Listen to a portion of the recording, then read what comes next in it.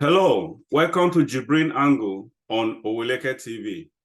Today, as always, we shall be having our guest, Barrister A.A. Manta, who is a principal partner of A.A. Manta & Co., located in Kaduna State, and Abuja as well. We shall be discussing political matters, political and global matters. Before then, once again, my name is JIBRIN.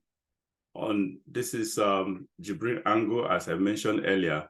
This is a show that talks about the issues that borders our day-to-day lives, especially when it comes to politics, gospel, and legal matters. Today, we shall be talking about Atiku's call for the four major political parties to merge. We shall also be talking about the appeal court judgment on governorship election in Kano State. We shall be talking on the global scene. We shall be talking about Russia-Ukraine war. And the fourth topic, we shall be talking about the matters arising in the Middle East, which is about Israel-Hamas war. And so viewers, thank you so much for joining us once again on this show. Again, we are having Barrister A.A. Manta. Barrister, thank you so much once again for joining us on this show.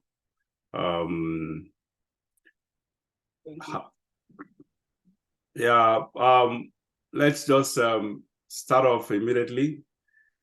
Atiku, as you already know, sometimes early this week or so, Atiku called for the merger of the four major political parties, Labour Party, PDP, NNPP, and SDP, right? Yes, SDP. I don't know, what do you think about that? Though I have my own opinion of that, but I just want to hear what's your opinion, or what can you say about that? Yes, JIBRIN, good morning, and viewers. In the aftermath of the ruling and judgment by the Supreme Court dismissing the various petitions against the election of Tinubu as president of Nigeria, Atiku Abubakar has called for a merger of the four major political parties to challenge the ruling All Progressive Congress. That would not be the first time a merger has been proposed or carried out in Nigerian politics. You can recall the merger that ended up bringing President Buhari to power. In my own opinion, why it is desirable for the major actors, the NNPP, the PDP, the Labour Party, and a host of other smaller parties, why it is desirable for them to come together to present a common front against the APC. That is not the only issue at hand. In my own opinion, the main issue remains the subversion of the democratic process, the subversion of the electoral process, and the subversion of the judicial process. You can do all the measures you want. You can merge and merge and merge. But if we do not address the subversion of the electoral process and possibly the judicial process, the issue will still be there. The All Progressive Congress today is the ruling party at the federal level and a majority of states in the country. by the judgment of the Court of Appeal that has removed the MPP governor in Kano State. If that judgment subsists and is sustained at the Supreme Court, the APC would have been in charge of Kano State. That will give them charge of the biggest states and biggest voter states, both in terms of the number of votes, in terms of the money that can be brought together to use for electoral purposes. You can talk of Lagos State, you can then talk of Kano, and with Wike also leaning towards it, you can talk of Port Harcourt. So you see where their plan is. Hardly has Tinubu been sworn in. They are already planning for 2027. I mean 2027. That is the whole gamut that is playing out now, even as the APC government has not done 1 year in office. They are already thinking of 2027 and trying to put down structures for that time, 4 years away. So a measure alone, in my opinion, will not suffice. It will be something too little, too late by 2027. If you just merge and sit down. If you know what it took the APC to come to power, to bring Buhari to power back in 2015, you understand what I'm trying to say. Before 2015, between 2012 and 2013, they started mobilization in the country. They started mobilization outside the country. So they brought together a host of mobilization, both internal in the country and outside. And they focused on the North, because the North is where things happen, whether peacefully or violently. If you want to challenge and threaten a sitting president, it's easy to mobilize the North. They can threaten violence. If they don't win, they can threaten to destroy the whole process. So that is how Buhari's emergence was organized and staged. The North was sensitized to the point of being ready for anything should Buhari not win. If you recall, the American government was fully behind that endeavor.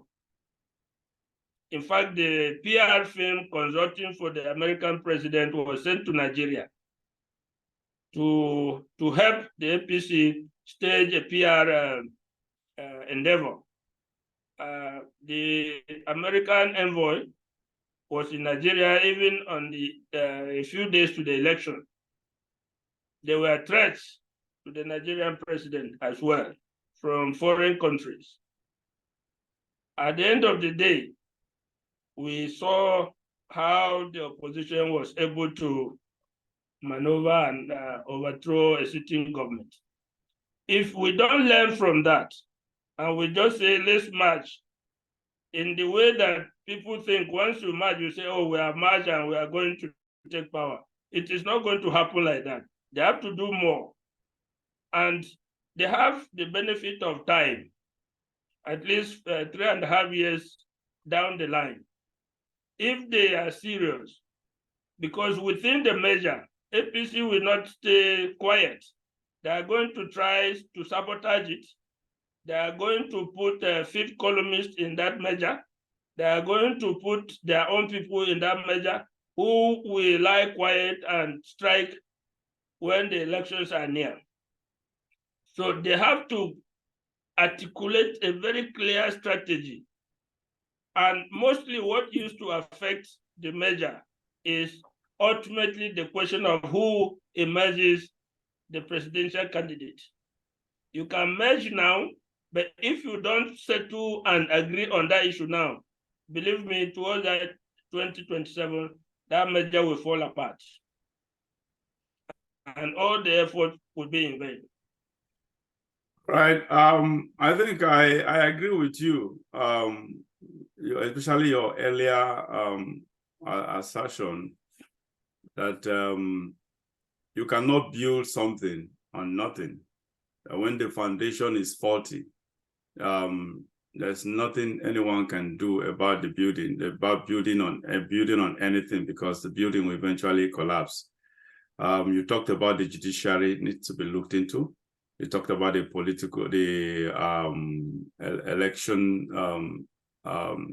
electioneering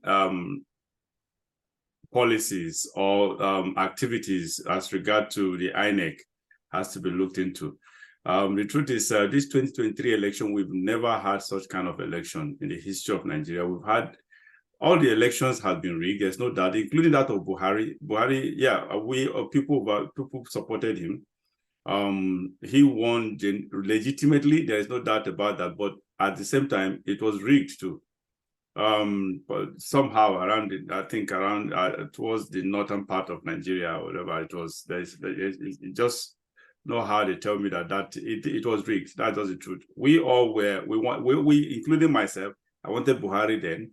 And I felt he came in based on the pulse of the nation as at that time. Unfortunately, he disappointed everyone. So back to my point, this is the worst election Nigeria has ever had, 2023 election. As regard to the rigging level, it was a glaringly massive rigging. Honestly, we've had rigged elections in the past, several of them in the past. None ever came close to this. That was the truth. This is a daylight complete. That's why I am shocked that Nigerians are not, we are all not on the streets protesting, or we were not all on the street protesting when this useless man calls himself Yakubu announced the election results. So I don't see how politics will ever work in Nigeria again. I'm telling you, like I said earlier, 2023 election was, look, when you energize the youths are always the fiber of any nation, and especially this our new generation youth, this present day youths, they are not interested in politics. They are not interested in current affairs. Most of them don't even know what is. Go on the streets and ask questions about current affairs. Ask youth, meet people 35 and below. Ask them about current affairs. They basically do not know. In fact, this environment, I find some of them don't even know the Independence Day of this country. And these are youths. They are basically, most of them are just focused on things, academics. They are just more academical these days. They don't bother themselves with current affairs. And at the election, 2023 election, it was unprecedented. We've never had youths that interested in the politics. For the first time, disputably, for the first time, or arguably, Nigerian youths have never been that energized. And for them to get to that point and someone truncated it, I honestly, I doubt if we'll have such kind of energy again. The political, look, this Tinubu debacle has really bastardized the entire. In fact, it is the pinnacle of it. It is the peak of this whole rascality, election rascality. It's unbelievable that such thing will just happen and everybody just goes ahead doing what he or she as if nothing happened. It's so unfortunate. It's so unfortunate that we didn't react the right way, and we are going to reap for it. We are going to reap from our inaction. That's just the truth. We are going to reap, and we are going to reap bitterly. People are already complaining, even people who aggressively supported Buhari, who supported Tinubu. Some of them are already, they've not even, it's barely 6 months. They started complaining about the economy. They started complaining about some things or whatever, including somebody, this man that does not have scruples. What's his name? Asari Dokubo, this thug, this criminal or whatever. In fact, I'm surprised that it's just coming out so soon to begin to do that nonsense. So Nigeria is going to experience the worst situation. Honestly, Tinubu is not there to govern us. He's basically there to just amass more wealth to what you do. They're just there to share stuff. So this issue of merger, like you say, it has happened before. They can still do it, but it will not work. It will not work. That's just the truth. Just like, in fact, I agree with you in that aspect as well. It will not work. Let me add that we cannot talk about this issue properly without referencing the two off-cycle elections that have happened in Imo and Kogi State. Like I told you, you are talking about measure, but you left most of the essential issues, the electoral process and the judiciary, that are part of the triangle of deception in Nigeria. Look at what happened in Imo in the off-cycle election. Look at what happened in Kogi in the off-cycle election.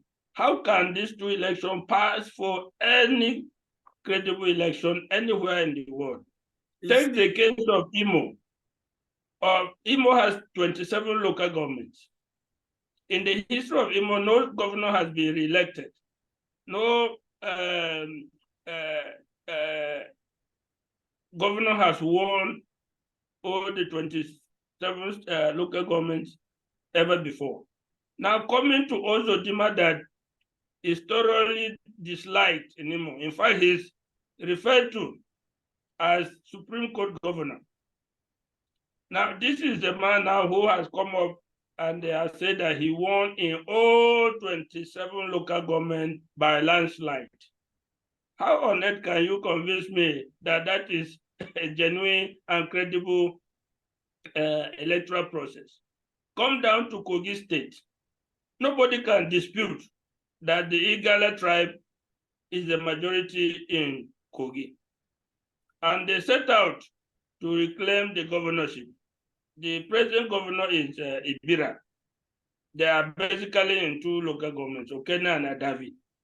Now, the new way of conducting elections is, if you are in power, you suppress the votes from your opponent and inflate by hundreds of percentage the votes in your area. The two local governments that belong to the Ibiras, Okena and Adavi, they were bringing 130,000 votes. Whereas in the Igala majority local governments, even though the candidate of the SDP won all those local governments, what was the vote? 10,000, 7,000. So by the time you win 9 local governments with 7,000, 10,000 votes, and somebody with 2 local governments get 130,000 votes in 1 local government, and then get another 100 and something thousand in the second local government, what he needs is a few votes here and there to emerge. So that is the new way of staging an election in a state like Kogi State. And you now celebrate and claim that you have conducted a peaceful election. So if we do not take care of the electoral process, if we do not take care of the judiciary, and coming to the judiciary, you are talking about Kano State election, we will talk about that to show and amplify what I'm trying to say. If we don't sort out the judiciary and sort out the electoral process, forget any merger. You see, I deliberately did not bring up those elections because I don't believe in Nigerian election anymore. I've lost faith in the Nigerian nation and Nigerian democracy. I've never even supported the so-called democracy in Nigeria because I don't believe in it. I don't believe it will work for us. So I deliberately did not. It's supposed that's the hottest stuff in the news right now. But I had to sideline it because that wasn't election. I didn't even want to. I don't want something that will raise my adrenaline. So I don't want to even waste my time on that. It's sort of, again, back to my point. Look, things will get worse. The electoral system will, look, for us to accept, for Nigerians to accept this Bola Tinubu sham of election, I am telling you, the worst now will happen. And things will get worse. Our electoral system will get worse. The judicial system will get worse. We can't get it better. Look, the Supreme Court had already, we all know that Supreme Court is a policy court. They already set a standard. There's a precedent already that you can take matters to court now, and some useless cases that are not supposed to win at the courts will eventually win at the court because Supreme Court has now set a precedent, a wrong precedent that is very, very inimical to that contradicts, very inimical to the Constitution and contradicts the Constitution as well. So that is the point. Look, the system will get worse. For honestly, no one should expect any miracle when it comes to political system. The only way Nigeria will get better, honestly, is what I have always profiled, my own way, my own solution that I've always profiled. I'm telling you, that's the only way. Revolution, that's just it. Either military revolution coming in with coup, by coup, or a very violent revolution. These are the two different ways that Nigeria can get. Honestly, for this is just this Tinubu case.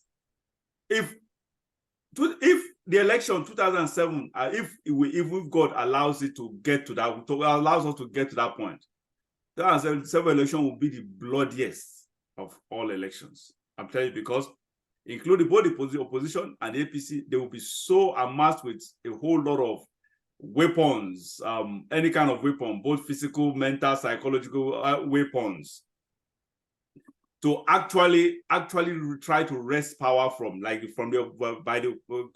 side of the opposition, to wrest power from the ruling party, and the ruling party to retain power. It will be very broad because everybody now sees, look, it will definitely be, that is if we even get to that point. It will eventually end up violent, the most violent election because they will now say, okay, court now is no solution. Court that is supposed to be the solution to problems, especially in a democratic setting. It's no longer a solution. As long as, because that is where most people will say, okay, at the end of the day, we will go to court and sort out these things and probably get my mandate back. But if that legal hope is dashed, or as it is at this moment, it is already dashed. If that legal hope has been dashed, what else do you expect? No, the people who want to take the laws into their hands, that they would want to snatch it, just like Bola Tinubu did. They want to grab it, snatch it, grab it, and run with it. Just like Bola Tinubu said, he did exactly what he said he was going to do, and he succeeded. What makes you think that other people will not do the same thing and try to succeed in that? So, look, let's not deceive ourselves. Let's not deceive ourselves. I'm telling you, this political situation in Nigeria will never improve. Honestly, it will get more and more deteriorated. That's the truth. So anyway, I don't want to dwell on that because Nigerian nation, I lost faith completely in the democratic setting in Nigeria. Completely. I don't see any election coming out better in future. So what are you talking about? The Imo and the Kogi election, they're just an image of what happened in 2023 presidential election, nothing else. This is just a projection of what we should expect in other future elections, especially presidential elections. Nothing else. It's just an image. It's just a replica of what happened. It is just that is just what you expect. Nothing. INEC has been corrupted. There's nothing you can do about that. It's been corrupted up to the local level, from the federal to local level, sort of. So There is nothing we can do about that. Please, let's move to the next, whatever. Unfortunately, it has to do with the court again. And honestly, I don't hate to talk about the Nigerian court judicial system. I'm telling you, barrister, the Kano state governorship election judgment. What can you give us your comment or your opinion on that? Again, talking about our judicial system, that is judicial corruption. That is an unfortunate situation, honestly. Very, very unfortunate. Please go ahead. Well, the Kano State, the Court of Appeal has given judgment. They have upheld the judgment of the tribunal, removing the elected governor of Kano State and returning the APC governorship candidate. This is one of the anomalies that is pervading the judiciary. On this program, at one time, I mentioned that in the legal profession, would depend on the doctrine of precedent, in the sense that if a rule of law has been established by the highest court, then all courts below and even the highest court follow that law. That is it. So we that practice law and all the citizenry have certainty of law. So if a case is coming to the court, we can say, okay, in a similar situation, this is what the Supreme Court said. Yeah. So there is a measure of certainty in the law. And we have heard that. I've practiced law for close to 4 decades. And that has always been motto. All these books you see on my shelf are reports of cases of the Supreme Court and Court of Appeal, which we cite when we have similar cases. And this is a doctrine that stabilizes the law. In Nigeria today, that doctrine is under assault. We no longer know whether the law we know, the doctrine that has been established, whether the court, our superior court, will still rule according to that doctrine. Look at what happened in Kano gubernatorial case. The Court of Appeal and the Supreme Court have already, in other judgments, held that the issue of who is membership or the issue of membership of a political party is the internal affairs of that political party. Another party has no right to poke nose into the internal affairs of one party and question its membership. This, the Supreme Court has said it, the Court of Appeal has said it. Yet, in this Kano case, the Court of Appeal has gone ahead to say that the elected governor was not a member of the NNPP. And this is at the behest of another party that should have nothing to say about the internal affairs, the membership of another party. So you begin to wonder, what happens to the precedent that has been set before by the Supreme Court and the Court of Appeal? Now, the tribunal, the first tribunal, gave 2 reasons. One was the votes. It deducted about 165,000 votes from Governor Yusuf, alleging that, or saying that those votes did not bear the signature and stamp of the presiding officer did not sign the ballot papers and stamp it. Assuming that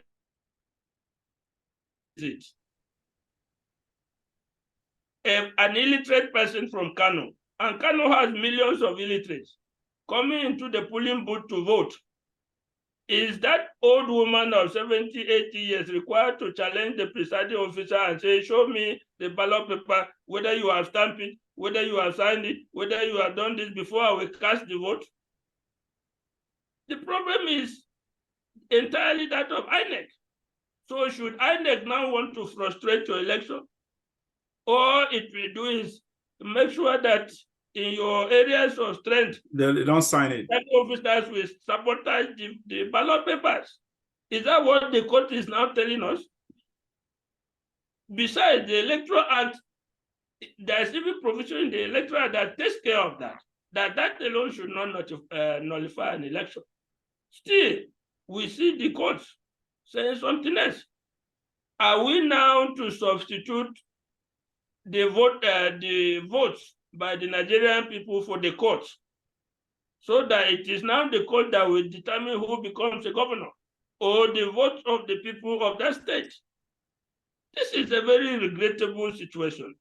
How do you deduct 165,000 votes of a governor because the presiding officer did not stamp the ballot paper? These ballot papers are configured serially. You are not saying that they are false or fake ballot papers. You are not saying that they were brought somewhere and put. They were lawfully cast, but the presiding officer did not do what he ought to do by stamping them before giving them to the voter. And now you blame the voter and you blame the elected person, instead of blaming the INEC and requiring them to do an in-house cleaning in future elections. You put the blame and you punish an innocent person. And then an appellate court will come and sustain that election by this reason and the further reason that that person did not belong to the party when he contested, in view of the previous judgment. And the Court of Appeal in that Kano state had previously, in respect of the House of Reps matter, they had previously reinstated an NMPP candidate for House of Reps. Incidentally, the NMPC's candidate's name is also Kwankwaso. He was reinstated on the same ground when his election was challenged, that he did not belong to the party. And the Court of Appeal said no. Issue of belonging to a party, membership of a party, does not concern another party. It is strictly the internal affairs of a party. Even the court should not inquire into that. That same Court of Appeal. Can you imagine? But look at now in the governorship election, look at what has happened. So to me, I believe that the issue of Kano governorship is no longer judicial, it's political. It's a contest between Ganduje and Kwankwaso, the political gladiators of Kano. And Ganduje, being the national chairman of APC, he wants to use all the levers of power to control Kano. And like I pointed out in the earlier issue, all this is an arrangement for 2027 to position the APC to control a state like Kano, or big state like Kano, that return 2 million and above votes. So we must understand what is happening in Kano in that light. It appears that everything has been predetermined towards a particular end. You so see, it goes to reinforce just what I said on the first issue. Honestly, the Nigerian government is just inviting anarchy. I'm telling you. And especially a state like Kano that is so volatile when it comes to politics and religion. That they are going to throw that. You think whoever wins as a governor, or whoever the court brings in as a governor, you think that state, the people will allow that person to govern in peace? Obviously not. So this is just an invitation to anarchy in the country. Again, buttressing my point of the bastardization of the country's legal and political system, which is the hub of the so-called democracy. Look, if this is what democracy is all about, why do we have to bother? Why do we have to kill ourselves over this? For God's sake, why don't we just allow the military to just continue? Come do what they know to do, and what they are used to doing, and what they know how to do. That's just it. Command and dictate on. Look, what is the difference, for God's sake? What is different, military or democracy? Which one? Even under military dispensation, you don't even get things worse this way. Because at least the judicial system, yes, okay, I understand the military can coerce the judicial system to done, but even the judicial system, it was never this worse.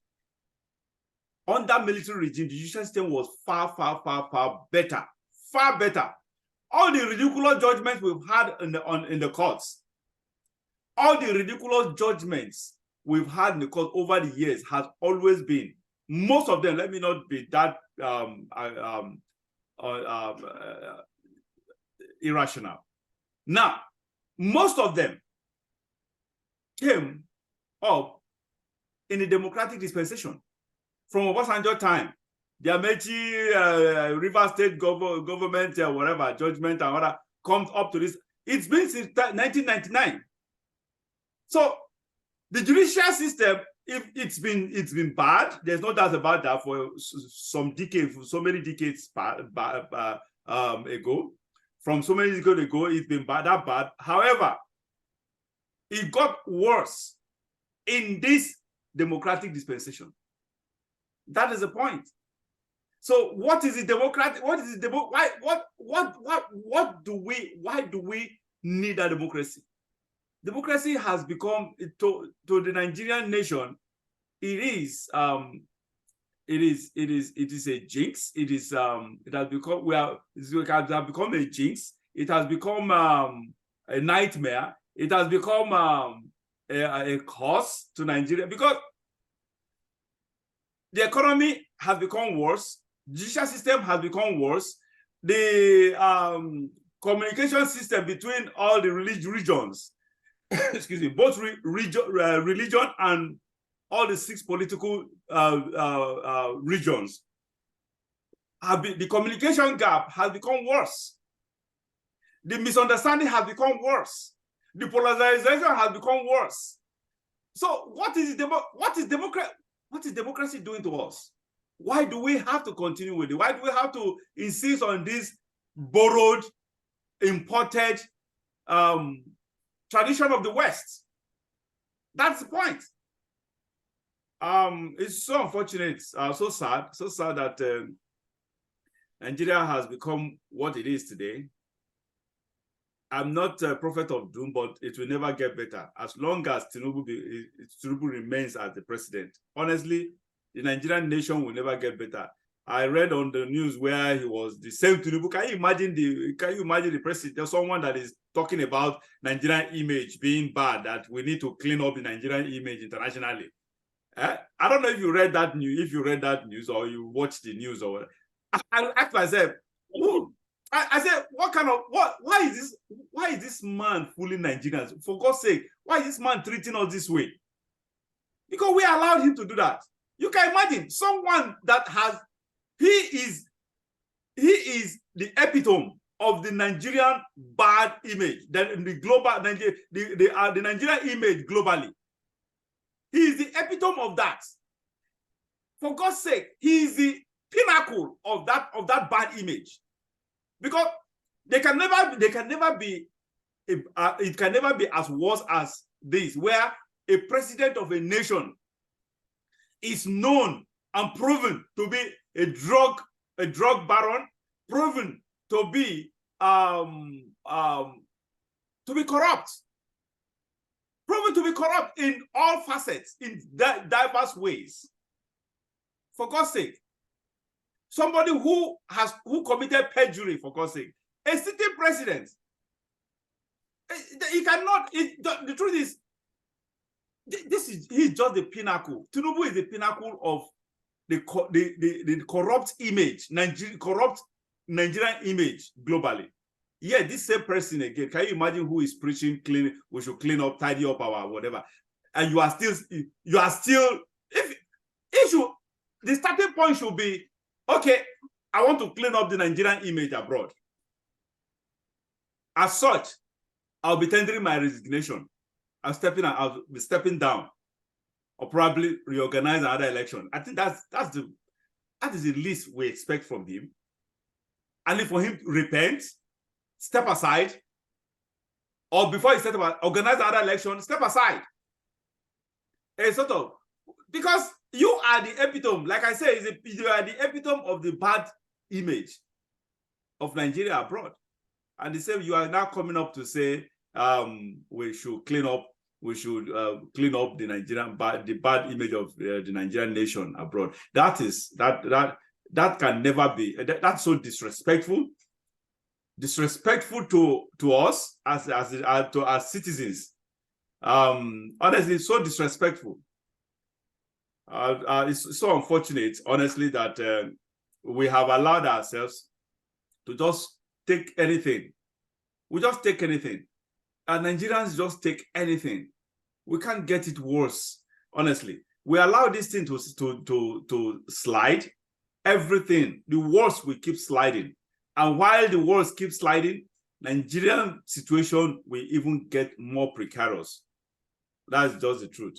Moving away from the Nigerian nation, the Nigerian politics, let's go to move to global affairs.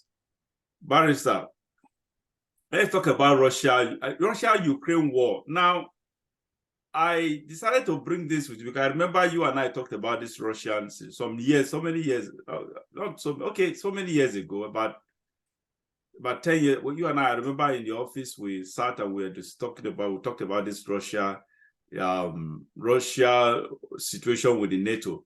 I don't know if you still remember. And it's a very long story. The Russia situation is a very, very long story.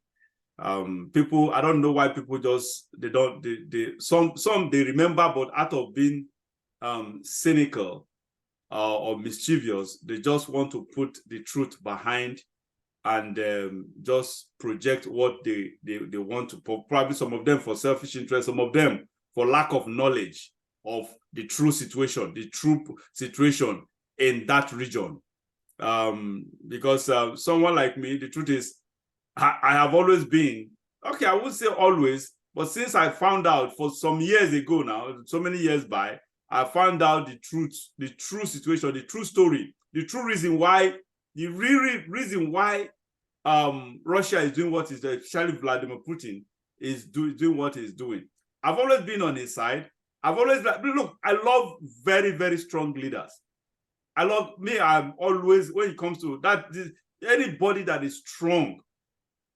I hate weak leaders. I have phobia for weakness, for weak people. I have phobia they are repugnant to me. Honestly, I hate weak people. I hate anyone, especially when you are a leader. I hate it when you are weak. That's why I hate people like Joe. I remember during Jonathan regime, he was a very weak president. I hate people like Joe Biden, very weak president. I just hate. I can't even remember some of them now. So I love strong leaders. Putin, in my own judgment, he's just fighting for his country. He may be corrupt. There's no doubt about because he's stupendously. In fact, in my own opinion, I judge Putin as the world richest man. I'm telling you, people seem not to understand how rich, how wealthy that man is. He's richer than his own wealth is hidden. But I see that man as the richest. No, but I don't think there's anyone that is richer. That guy is stupendously rich. He's worth hundreds of billions of dollars. So he's extremely corrupt. However, I don't want to even delve into that. But I want to talk about the politics, why he is doing what he's doing. And that is what I've read the whole history of what happened, how Russia, Ukraine came to this point. In my own judgment, he's just fighting for his country. He's just fighting to protect the interests of his country, as every good leader should do.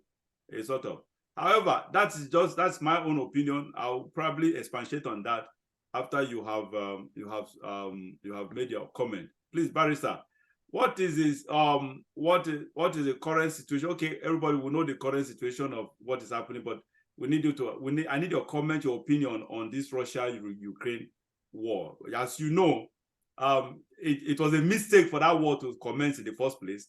US is the most guilty party in this.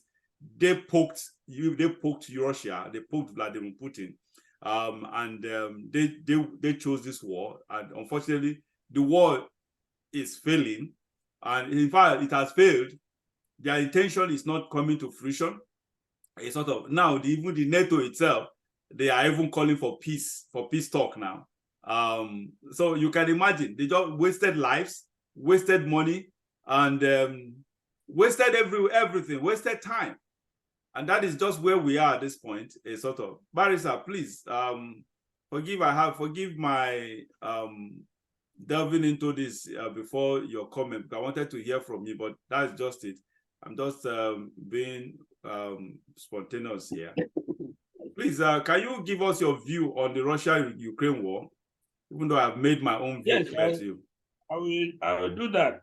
But I always tell people that in international relations, we should always analyze issues from a historical background. That is it. If you remember 1962, what has come to be known as the Cuban Missile Crisis, that nearly brought the world to the brink of a third world war, with the possibility of use of nuclear missiles. In 1962, the Soviet Union then placed some nuclear-capable missiles in Cuba. And they were digging up the bases and installing these missiles. And if you know, Cuba is about 80-something kilometers to Florida. It's virtually on the backyard of America. And when satellite images were brought to US, to the American president, John Kennedy then, the national security barometer was raised to the highest level. The US declared a naval blockade of Cuba. They proclaimed it an existential threat to the United States. So a naval blockade was put around the island of Cuba. In the course of that, Soviet ships that were approaching Cuba with more materials for the missiles to be installed was on a collision course with American ships, which would have eventually resulted in a third world war.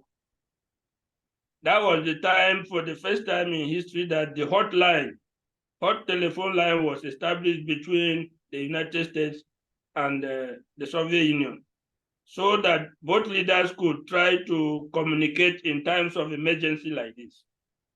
Eventually, the matter was settled, and the Soviet Union agreed to withdraw their missiles, and the United States, in turn, gave an undertaking not to invade Cuba. Why am I bringing that? The United States felt that placing enemy missiles on its backyard was an existential threat to the US. And it was something that they could go to war with, even if it threatened the rest of the world with nuclear missiles. Now, more than close to 60 years after that, you see the US doing the same thing, trying to intrigue on Russia's borders, in Ukraine, in Slovakia, in all countries that were part of the Soviet Union.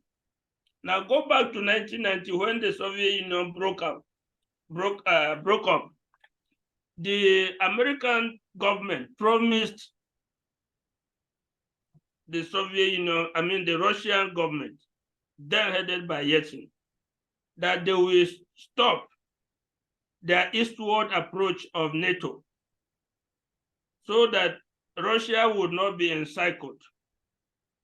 These assurances were given back in 1990, but they did not work the paper that they were written on, because the United States, the NATO continued to expand to the Russian border, to the point of encirclement. And there were issues that, okay, we are going to bring Ukraine into NATO. And if you know the relationship between Ukraine and Russia, it's virtually the same country. Yeah. Over history, some of the most epic issues involving Russia were staged in Odessa and in Kiev. So If you take Ukraine now, about 7 of their oblasts are dominated by Russian-speaking people. Some are 80%, some 70-something%, some 80-something% Russian-speaking. So you see the relationship. They regard it as part of the fatherland or motherland, so to speak. So when you now see Ukraine aspiring to join the European Union, aspiring to join NATO with active encouragement and push from US, you can see the provocation and the direct threat to Russia. You can only understand the war between Russia and Ukraine in this context, that it had to come to a point where Russia had to act, had to do something in order to safeguard its existence. Territory, yeah. As a country. Now, when people say, Russia invaded Ukraine, that is correct, because Russian troops entered into Ukraine. But we must understand it against the background that we have put. Before this, in 2014, actually the war that started in 2022 did not start in 2022. That is another mistake that it started back in 2014, when there was an agreement. Russia did not want to take some of these Russian-speaking oblasts or regions of Ukraine. There was an agreement in 2014 that, look, give these regions autonomy. Let the Russian languages be taught in school and spoken in these areas dominated by Russia and other things. That agreement, Germany was involved, Britain was involved, America was involved, Ukraine and Russia were involved.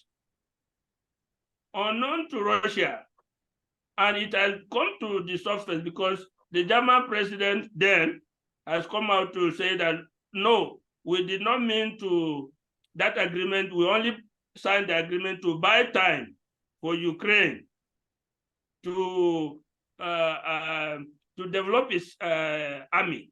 So they had no intention to abide by the agreement they entered to in 2014 that brought the violence to a halt at that time. They only bought time by signing the agreement so that Ukraine would be armed as a counterweight to Russia. And between 2014 and 2022, when Russia went into Ukraine, all manner of weapons and armaments were pumped into Ukraine. There were training of Ukrainian army, special forces by Britain, by US. People just think that Ukraine was not strong, that by the time it was attacked by Russia in 2022, it was weak. It is a lie. From 2014 to 2022, there was active training, active arming, and supply of weaponry to Ukraine by both the EU and NATO and the United States. So the stage was set for what happened in 2022. Now, coming to the war itself, it provided a good excuse because that is where the United States was going. They wanted to fight Russia through a proxy. They wanted to decimate, to destroy, even change of government, whatever, to suppress Russia by a proxy war. And Ukraine was fertile for that because the conditions had been put. Don't forget that there was a democratic election in Ukraine. And the leader, the person who won that was pro-Moscow, was pro-Russia. It is the US and NATO allies that undermined the government and sponsored and financed protests against the government, leading to the present comedian, pro-NATO and pro-US comedian becoming the president of Ukraine. So they got a ready and willing tool to activate and progress their agenda to suppress Russia by a proxy war. So now the war has been joined. People, I really wonder whether our people are making the right comments or assessing. Russia is fighting about 38 countries combined. You're right. From NATO countries to the EU. Yeah. Forget that you hear that United States boots are not on the ground. They're on the ground. Yeah. British troops are on the ground. Apart from that, the intelligence assets, the entire intelligence assets of NATO and EU have been put at the disposal of Ukraine. Yeah. From satellite imagery, from targeting directions, to everything has been put at the behest of Ukraine. So Russia is fighting about 38 countries combined. Yes, sir. Numerous weapons. Yeah. Guns from Britain, from America, from Denmark. Which country has not supplied weapons to Ukraine? Up to Poland. So you can see the development of the crisis. But in all this effort, Ukraine has not succeeded in retrieving, of course, any they will not, of its territory that was taken by Russia. So at a point, even within the halls of Washington, some senior minds have admitted and have acknowledged that Ukraine cannot win the war. But the shame of acknowledging that, look, we made a mistake, is preventing the US government from coming out, because it has political implications. You have requested and Congress has passed over $100 billion you have given to Ukraine. Yeah. So if you should come out now and say, look, Ukraine has lost, let us make peace. How will you explain to the American people all these hundreds of millions of dollars, the equipment that you have plugged in, all the debts that have occurred? There will be political consequences for that. So you see why sorry to cut you short. Even at this moment we are speaking, there is still a bill in the House seeking to even send more money to Ukraine. About $61 billion. About $61 billion correct. To send to Ukraine. You can imagine this is a failing war. In fact, my own judgment is a failed war, because that war is not going anywhere. It's not going anywhere. Russia will never. That's one thing I like about Putin. He has his own bad side. He's an evil man. There's no doubt about it. But when it comes to leadership, there's one thing I cherish. Look, I always want to, sometimes or most times, I always want to pick the good side of good leaders than their bad side. If the good side is impacting well in the generality of whatever the person is doing, leading, whatever organization or nation the person is leading, if the good side, the person's strength is impacting positively in the generality, in the general interest of whatever institution that person is leading, honestly, I hold on to that strength. And it is that strength that is actually fighting these 30-something nations. That is just the truth. I love that man. I love what he's doing. I don't not everything he does, but the way he's protecting his territory. Every father, I always tell people something. Look, every father will always protect his family. That is it. Not every father though. Every good father, good responsible father or husband will always want to protect his family. That's exactly what he's doing. It is his responsibility to protect his territory, his country's territory, and that's just as every other nation will always want to do. So whatever he's doing, you see, I think the US is the culprit here. they are the guilty party here, because they reneged in the promise, they reneged in the agreements. The agreement they signed, just like you noted, in 1990 during I think is it 19? No, not even 1990. Yes, during was it Bush, the first Bush, the father. Yes, during Bush presidency, either Bush or Reagan. I think it should be Reagan. The thing started during Reagan. No, sorry, it's not Bush. It was the deal was actually signed during Reagan. I remember, it was signed during Reagan, and that deal, I've forgotten the name. There is the name of that agreement. I've forgotten the name, the code name to that agreement, where US literally accepted, just like you noted earlier, that together with NATO, that they were not going to close in on Russia with as regard to all those countries, bringing in those countries, the countries that the former USSR that pulled out from the old USSR, bringing them back to Russia together. Sorry, bringing them into NATO or whatever. They signed that they were not going to do that. And that was whatever. Now, at the end of the day, they reneged in doing that.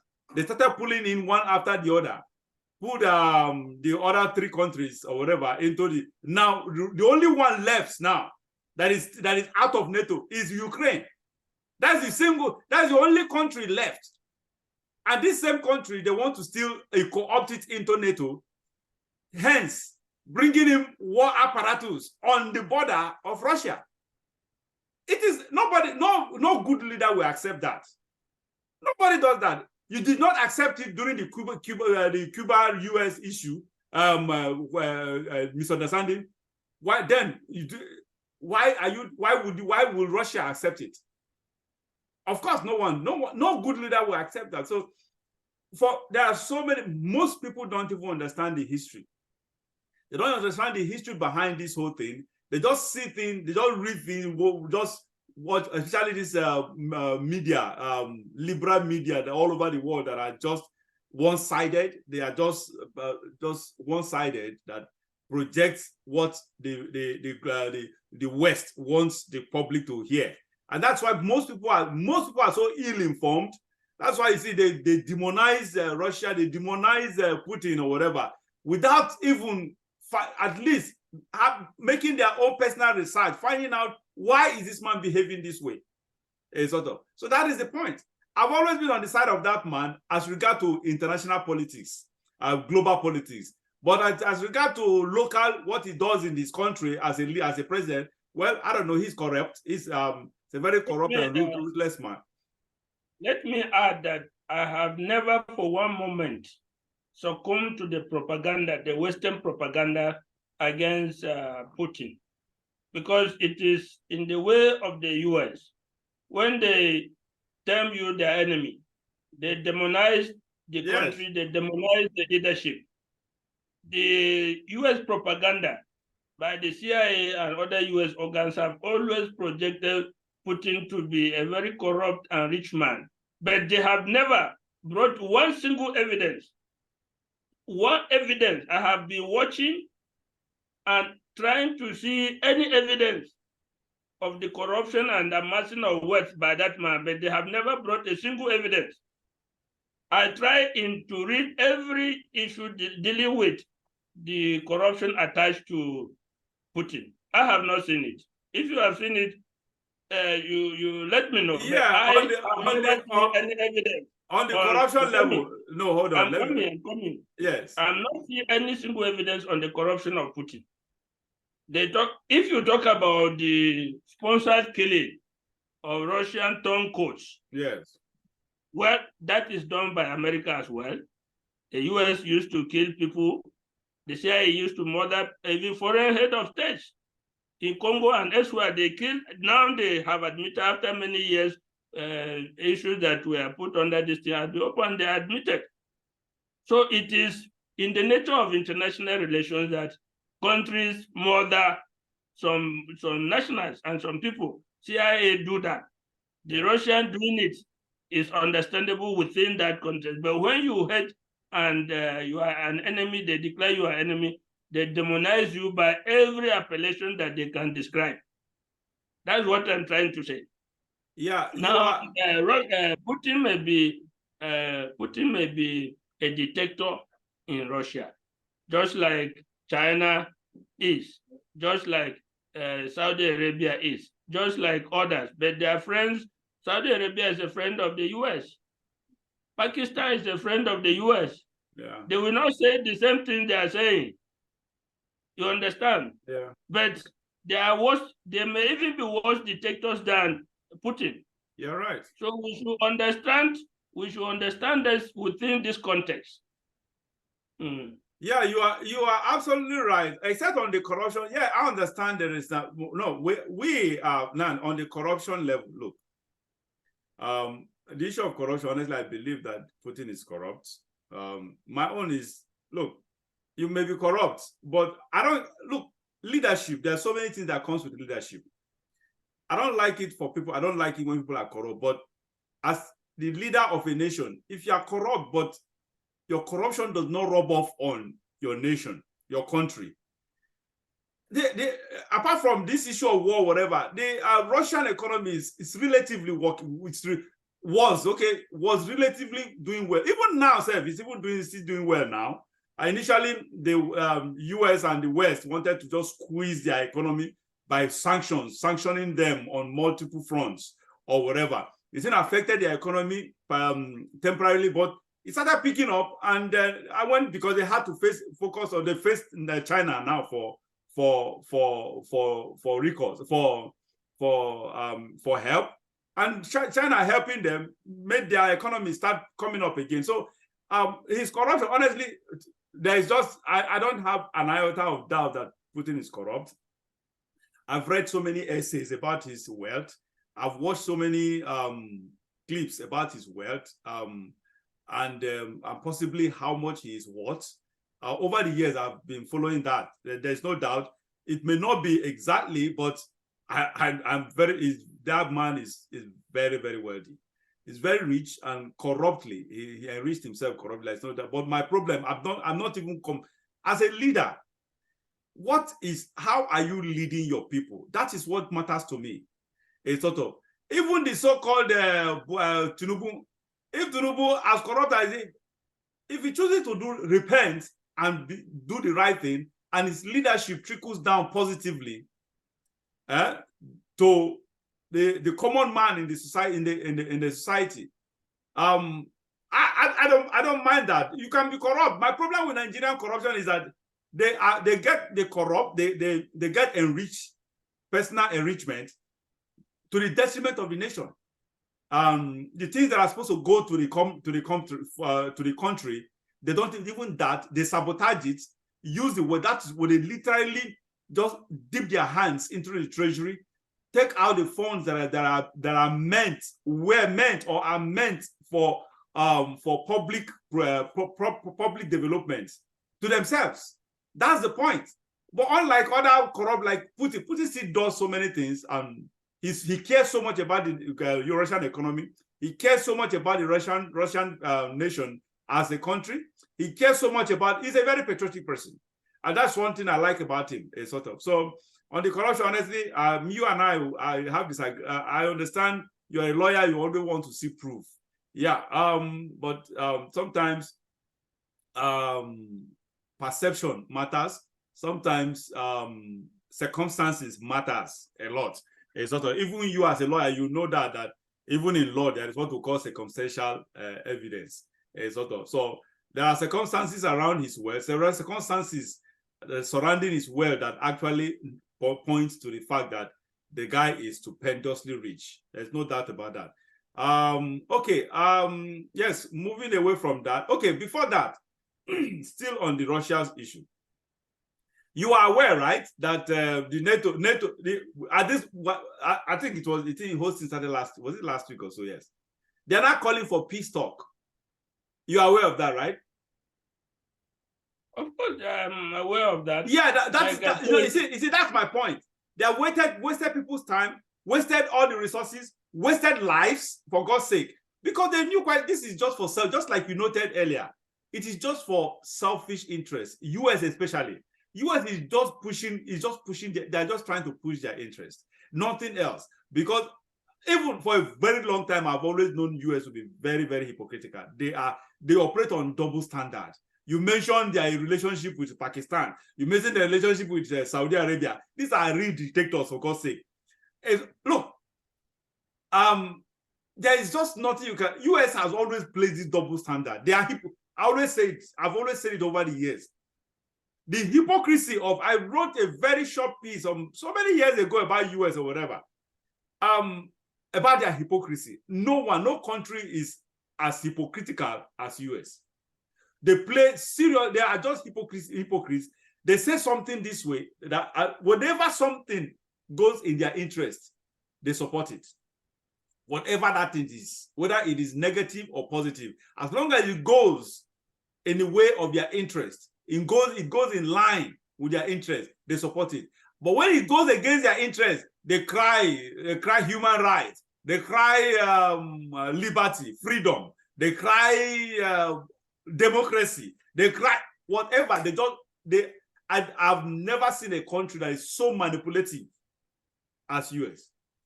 They are so manipulative, that they are so hypocritical.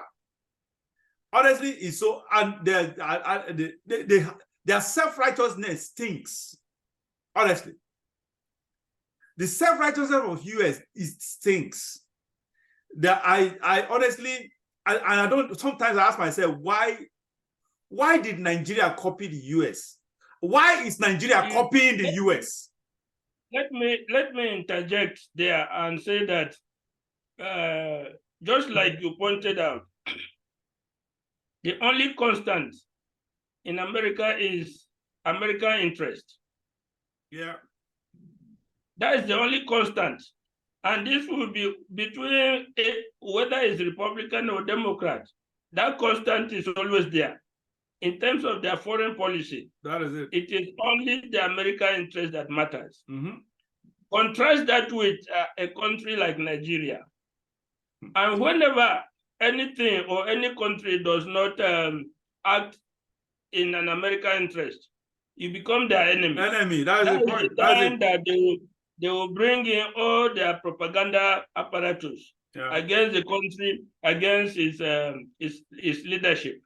Now, I do not begrudge any country putting its interest first. Of course. I wish our own country, our own leaders does the same thing. Yes. Would do the same thing and put Nigeria first in every situation, in their international relations, in their economic relations, everything Nigeria should be first. That is what we should have copied from the US. But we do not copy that. We copy the bad things. Let's copy their nationalism, whereby their interest is superior to any other thing. Yeah, that is it. The way that we can make the country coherent and make progress for our country. You are absolutely right, Barrister. Honestly, like you noted, we are copying the wrong part of the wrong part of the US. Honestly, that's the truth. I wish we can just copy that right side, that patriotism. Even now, they are not even patriotic again. Unfortunately, I don't want. Anyway, that's a different topic entirely. But honestly, the US, we all used to know those days as patriotic. We used to identify them as the most patriotic nation, patriotic citizens, of their nation. United States citizens are they can die. Some of them still believes in that. But honestly, with the current system as it is today, honestly, the legislators have sold out. They are all in the pockets, in the pay. They are all China is their paymaster. China is the paymaster of the congressmen and women, the senators and the House of Rep members in the United States Congress. Honestly, or not all of them do, but honestly, most of them. There are very few that are just not into China's corruption. That's just the truth. Honestly, the US politician, an average US politician, is just selfish, self-centered, and self-seeking. I'm telling you, and that's what is killing the country right now. It's going to kill it further if this non-entity continues to remain as the president.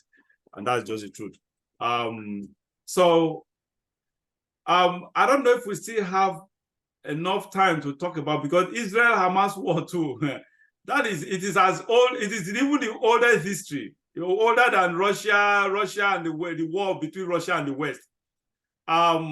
Maybe we probably will be coming back on this. We are going to be having a segment dedicated solely exclusively to this, because Israel-Hamas war is a it's a long history. It's an old history. So this is not something we can do in a matter of minutes, few minutes. So I think we have to suspend that. We'll be dealing with this subject exclusively as an independent subject. So Barrister, I don't know if there is anything other thing you wish to say regarding all the three stuff, the article, everything we have discussed so far, up to the Russia-Ukraine war. Can you share your last thoughts as we round up this program? On the article's proposal, my last word is why it is good. They should look at it as just one link in a chain that we safeguard the Nigerian nation. It's not an end in itself to match. There are other factors, in my estimation, that are bigger and more evidently,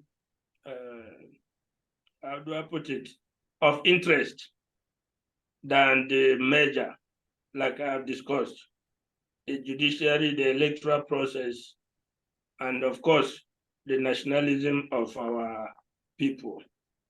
As to the Russian war, well, I do not see the war coming to an end soon. It will drag on. The winter is coming. There will be a lull in the war because of the mud that used to accumulate in Ukraine that prevent heavy truck vehicles from moving. So there will be a lull in the war until the spring. And both sides will go back and dig in and prepare for the spring, the coming spring. But the war is going badly for Ukraine. And from day one, I say that this man, Zelensky, lacks wisdom. That is the main thing. For a leader of a country to be boasting against a neighboring country that is far more powerful. Honestly. And the basis of the boast is the support of another country. NATO, honestly, that was foolish. That does not show wisdom. Yes, in any way. It rather shows foolishness, because it shows that he cannot control the tempo or the way the things evolve. If today, because of domestic American politics or a change in their foreign policy, they instruct him that the war must end, he has no choice. Yeah. He ends the war. So to that extent, he did not demonstrate wisdom and maturity in any level in taking on Russia, a mighty power on its own and as its neighbor. Because at the end of the day, you would like to live in peace and harmony with your neighbor, not to create a permanent or perpetual enmity. So these are things that a lot of people talk about them without knowing or taking time to study and know how this situation came to the present stage. It's unfortunate. If you count the latest count by various sources, over 500,000 people have died in the Russia-Ukrainian war on both sides. Over 1 million have been injured on both sides. And about 500, the injuries are permanent. At the start of the war, Ukraine had about 37 million people. Now, they are having slightly less than 20. Over 10 million people have fled the country.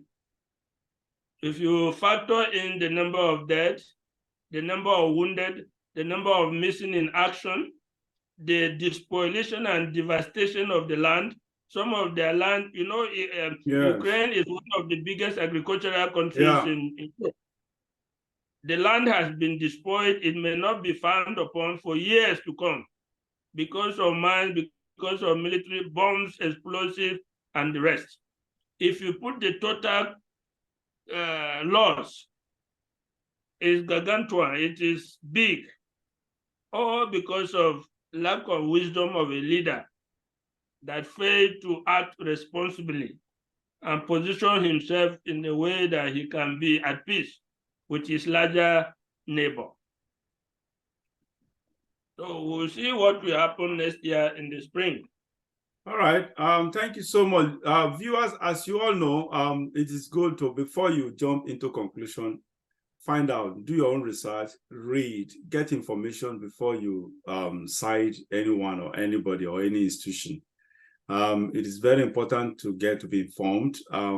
As you always say, do not take decision. Do not take a decision under emotional situation or condition, because at that point you may be doing the wrong thing.